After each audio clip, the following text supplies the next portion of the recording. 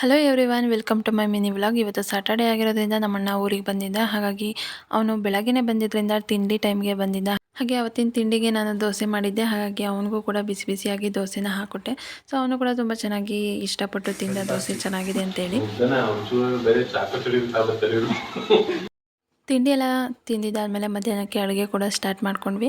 So ನಮ್ಮ ಅಣ್ಣನೇ ಬರೋವಾಗ chicken ಎಲ್ಲ ತೊಗೊಬಂದಿದ್ದ. ಹಾಗಾಗಿ ಚಿಕನ್ ಸಾಂಬಾರು ಕಬಾಬ್ ಎಲ್ಲ ಮಾಡಿದ್ವಿ. ಸೊ ನಮ್ಮ ಅಪ್ಪಾಜಿಗೆ ಫಸ್ಟ್ ಊಟ ಹಾಕ್ಕೊಟ್ವಿ, ಏಕೆಂದರೆ ಅವ್ರಿಗೆ ಹೊಲದಲ್ಲಿ ಕೆಲಸ ಇತ್ತು ಅಂತೇಳಿ ಅವ್ರಿಗೆ ಊಟ ಮಾಡಿದ್ರು ಬೇಗ. ಹಾಗೆ ನಾವು ಎಲ್ಲರೂ ಕೂತ್ಕೊಂಡು ಒಂದೇ ಸಲ ಊಟ ಮಾಡ್ಕೊಂಡ್ವಿ. ಸೊ ಊಟ ಎಲ್ಲ ಮುಗಿಸ್ಕೊಂಡಿದ್ದಾದಮೇಲೆ ನಾವು ಹೊಲ್ದ ಹತ್ರ ಹೋದ್ವಿ, ಏಕೆಂದರೆ ನಮ್ಮಣ್ಣ ಜೋಳ ಹೇಗೆ ಬಂದಿದೆ ನೋಡಬೇಕಿತ್ತು ಅಂತ ಹೇಳಿ ಕರ್ಕೊಂಡೋದ. ಹಾಗಾಗಿ ಹೊಲ್ದ ಹತ್ರ ಹೋಗಿ ಜೋಳ ಎಲ್ಲ ನೋಡಿಕೊಂಡು ಬಂದ್ವಿ. ಹಾಗೆ ಹೊಲ್ದ ಹತ್ರನೇ ಬೇಲಿ ಮೇಲೆ ಈ ರೀತಿ ಸಿಹಿ ತೊಂಡೆಕಾಯಿ ಎಲ್ಲ ಬೆಳೆದಿತ್ತು ಚೆನ್ನಾಗಿ. ಹಾಗಾಗಿ ಅದನ್ನು ಕಿತ್ಕೊಂಡು ತೋಟದ ಹತ್ರ ಹೋಗೋಣ ಅಂತ ಹೋಗ್ತಾ ಇದ್ದೀನಿ. ಯಾವ ಕುರಿಮರಿ ಗುದ್ಗಿದತ್ತವೆ, ಹೆಂಗೆ ಹಿಂಗೆ ನೋಡ್ತವೆ. ನಮ್ಮ ತೋಟದಲ್ಲಿ ಬೇರೆಯವ್ರ ಕುರಿನ ನೋಡಿ ನನಗಂತೂ ಸ್ವಲ್ಪ ಭಯ ಆಯಿತು.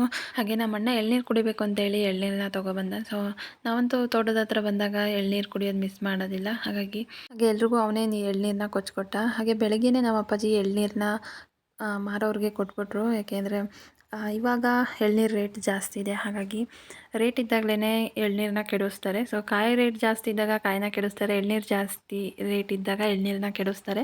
ಹಾಗೆ ನಾವು ಎಳ್ನೀರು ಕುಡಿದು ನನ್ನ ಮಗುಗೂ ಕೂಡ ಎಳ್ನೀರು ಕುಡಿಸಿದ್ವಿ. ಏಕೆಂದರೆ ಅವನಂತೂ ತುಂಬ ಇಷ್ಟಪಡ್ತಾನೆ ಎಳ್ನೀರನ್ನ.